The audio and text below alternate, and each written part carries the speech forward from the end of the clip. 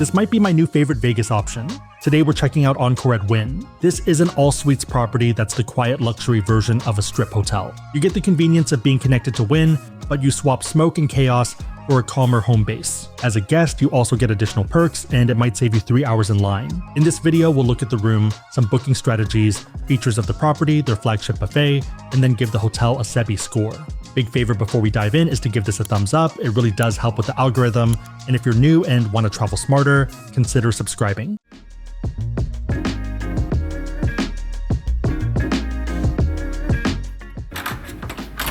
Hello and welcome to the Encore. So we ended up booking a basic room and I'm pretty impressed. First off, it is huge, which is nice. There's 2 parts, a lot bigger than some of the Wynn rooms, and the views are pretty nice as well. So there are 2 views, or we had a choice of 2 views, either the strip view or this is the city view. So facing towards Resorts World as well as Fontainebleau. Still pretty nice though. Yeah, my favorite part has to be how much room you have to sprawl around and relax or hang out. There is a sofa over here, pretty comfortable for the most part. Ended up actually working on here a little bit. So it's that perfect middle ground for comfort without being too comfortable. No, that's not a pull-out bed, but you probably could sleep here if you wanted to. And actually, I think I took a nap here.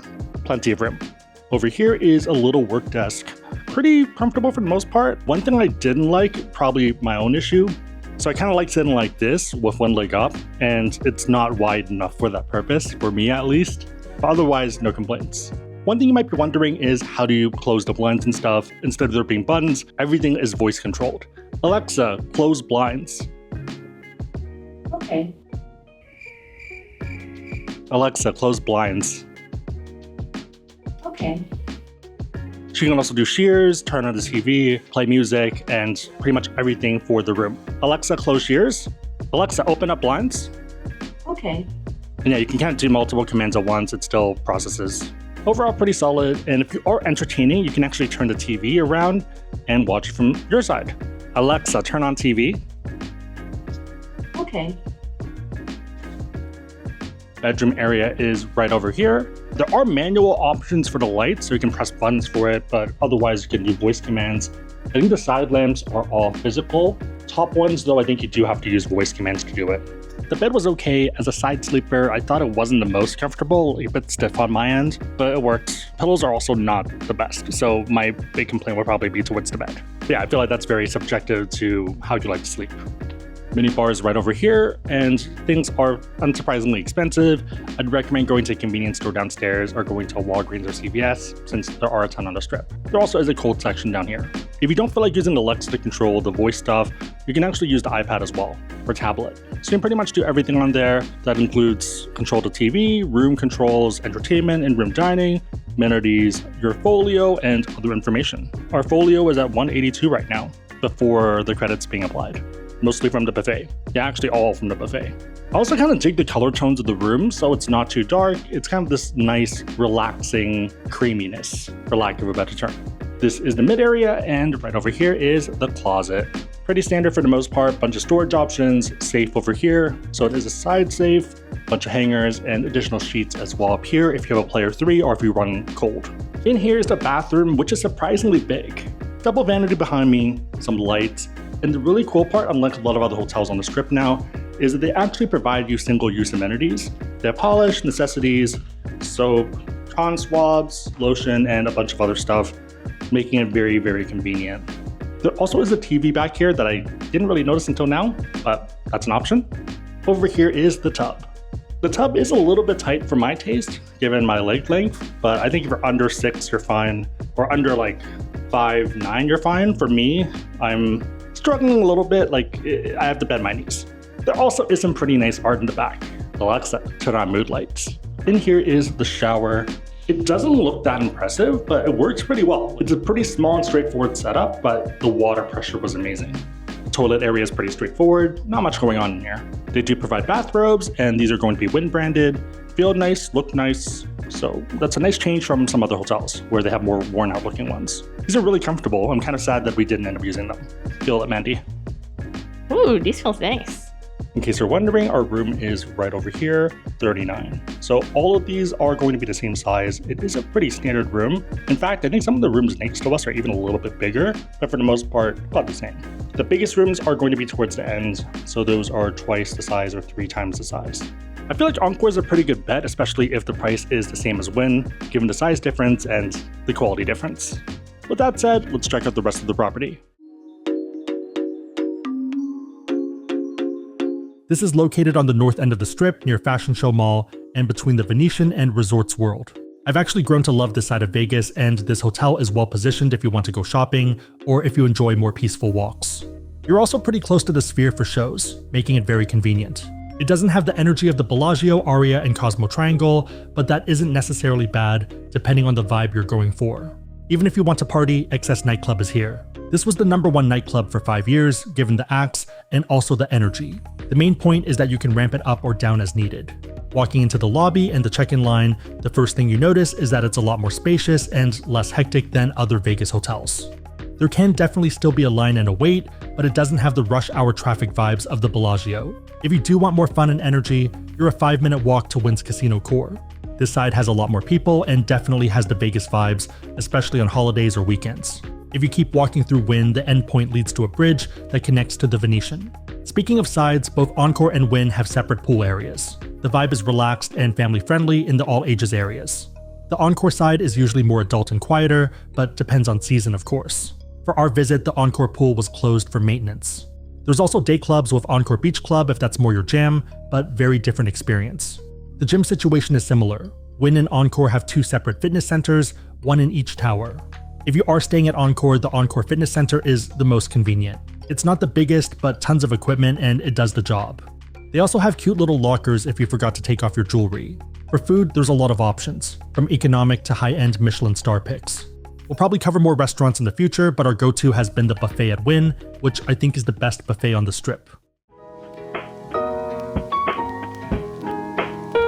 For most people, I'd recommend booking using a VIP travel portal to get additional perks. If you have flagship credit cards, that might be something like FHR. Prices obviously depend on dates, but we've booked it for a base rate of as low as $171. One of the advantages of Vegas is that you have a lot of solid hotels that are relatively close to each other, so you can just book the one that offers the best value during your visit. Note that to book Encore on these portals, it's actually going to be under Wynn. From there, you can select Wynn or Encore. Both are usually the same price in my experience, so here the same $171 base. For that booking, you get early check-in, 1 level upgrade if available, and late checkout. In terms of credits, you get daily breakfast for 2 and also a 150 spa credit. In our case, they were able to swap the spa credit into a dining one. This has been a pretty common data point recently, so hoping this continues. You also get a dining credit for the day of check-in. Our all-in cost for our 1-night stay was $257. We got $25 for a snack on the first day, $60 for breakfast, and $150 for food for the stay, totaling $235. The net cost, given that we would eat here anyways, is $22. If you want to learn about cards to get access to FHR or other premium portals, we have links on the website asksebby.com and also down below in the description box. Make sure the links are competitive, but otherwise, it's a huge way to support the channel, so thank you in advance. If you don't have one of these cards, I'd look into VIP portals like Cardonomics. It's the same exact idea here and same all-in price. You can select an Encore room to get the all-suite tower. Lots of different booking options like Virtuoso. For example, here you get breakfast credit and also a $100 spa credit. I think FHR is a bit better here, but worth checking the current offers and picking the choice that yields the most value. If you want to check out Cardonomics, whether for this hotel or another one, I'll put a link down below with the current password. All right, we're at Wynn for their holiday brunch. We did get in at 12:45, so brunch pricing, and at 1 p.m. they bring out the dinner items, which include a lot of fancy ones. As of our trip, brunch pricing $69.99, and you can actually avoid the line if you're a guest or if you have elite status. Ended up getting a giant plate of lobster as well as crab. For crab, there's 2 main options, snow crab and king crab. They also have other types of crab on the side, but these are the ones that everyone's after.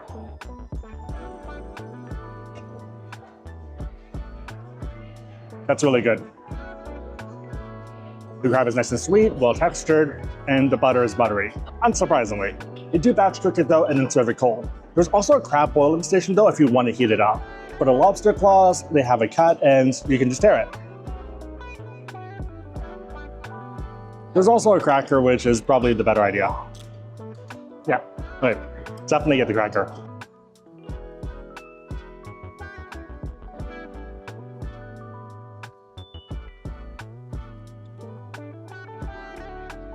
Definitely a bit overdone given the nature of it, but still pretty good.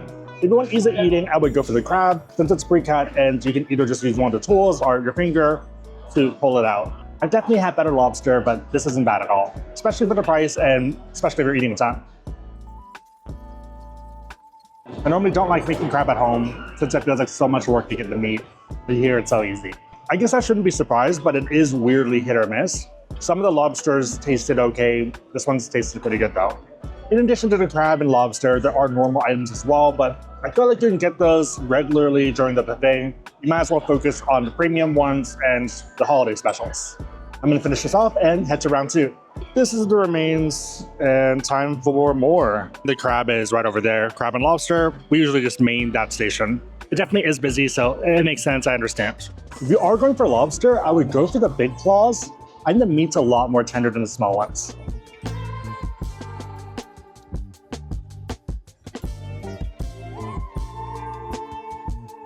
Plate number 4, and this one's all king crab. King crab is definitely the meta. Have I had better? Yes, but I also had to pay a lot more money for a lot less.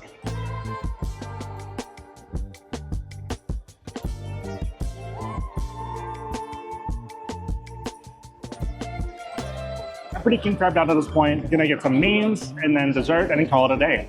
And 5 plates of seafood's pretty good, and the best part is that I actually like it. I'm not forcing myself to eat this, because otherwise that's gonna be dumb. I'm probably gonna get a prime rib or 2 and then just dessert. Outside of crab and lobster, there are a lot of normal items, and let's actually speed run through this. So over here is the far right side, which I believe is just salads. So salad, pasta, more salad. Oh, caviar bar. First time seeing this. Here's some fruit. Over here is the noodle soups, lobster bisque, and creamy tomato bisque. Some cups, a lot of bread options, some interesting cheese, black lemon Gouda. First time seeing that. And then block of honey over there. Some fish, lobster ravioli, crab claws. So if you want hot version, then it's gonna be over here. Some calamari and seared scallop. Over here is the pizza, lasagna, pork belly, and some roast options over here. So turkey breast and prime rib. Crab boil over here, which looks super impressive. Some Thanksgiving classics, mashed potatoes, short ribs, casserole, as well as mac and cheese. More bread options and cornbread as well. Casserole, sweet potatoes, risotto, barbecue, sausage, tri-tip beef, turkey, lots of roast options. Over here is the prime rib, smoked brisket, and Wagyu steam chip. This one is normally the omelet station in the morning, and then I think at night it becomes a pasta one. Or right now it starts becoming a pasta one. Some Asian items, which aren't really worth it to me unless you really want some spring rolls for some reason. I feel like they've been sitting there for a few hours. Ramen station over here, sweet and sour chicken, and like kind of Chinese American foods. Hawaiian station, so we have poke as well as some sushi over here. Crab claws, giant towel shrimp, and then crab legs, lobster claws, and also king crab. Not too bad at all in terms of lines, other than when it goes from breakfast to lunch, because then new items come out. And this is just a walkthrough of it, just in case you're curious how busy it is. Not too bad at all right now. It's also currently 2:30, so towards dinner, I'm guessing it'll be a lot busier. Over here are the desserts. So we have a bunch of cake options, more cake and donuts over here. Over here is the signature s'more where they heat it up for you. Here is the ice cream. So lots of different flavors and also toppings for the ice cream. There's also normally displays for the season. So this one is the Pumpkin Queen and her Enchanting Court. This took 3 months to create, 2 days to install, and it's 300 pounds of chocolate that went into producing it, and also 150 pounds of sugar. So this is all chocolate and desserts. Super cool. Oh, there's a little cat too. The cat's actually really cute. There's also a secondary dessert section pretty much on the other side of the main area. And here you have tiramisu, fruit tarts, panna cotta, cakes, cones, pretty much a bit of everything depending on what you're looking for. They also have some crepes, which look pretty good. Some cookies if that's your jam, and some bread pudding as well. This is the first time seeing coffee gelato, so I figured I would give it a try. It sounds pretty good. Looks pretty good too. Tastes like I'm drinking a coffee, which is good. Next is the raspberry one. Pretty good. It's more fruity than it is milky, but still has that creamy consistency. All right, trying some of Mandy's items that she got. First one's lobster bisque. I mean, it's not bad flavors, but it definitely, inside there's a lot of flour in there. It's just kind of like the mix for soup for bisque rather than lobster, if that makes sense. If you want a lobster, get lobster. Over here is a lobster roll with some caviar on top. That's actually really good. Pretty tasty. All right, more desserts. Here we have a raspberry panna cotta. It's okay. I don't think I get it again though. This one is an Oreo cheesecake.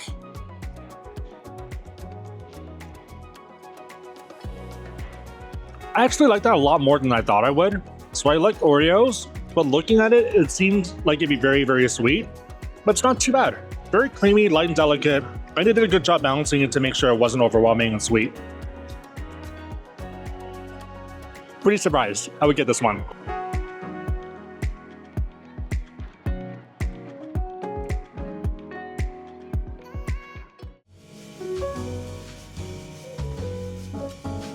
Grading this hotel is tough. I think service is an easy A.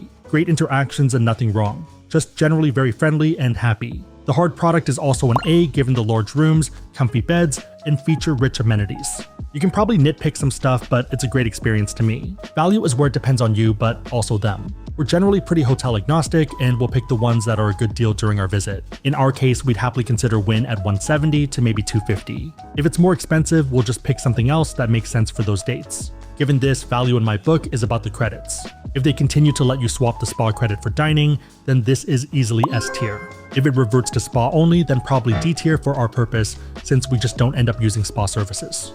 The final score right now is A+, but if the credit reverts, probably B. It's still a great hotel, but the market of alternatives is just very strong, and it's tough to sacrifice $100 of good food. Again, if you want to learn about cards, we have links on the website, asksebby.com, and also down below in the description box. If you made it to this point, leave a game dice emoji in the comments down below, and I'll try to heart it and respond. What are your thoughts of the Encore at Wynn?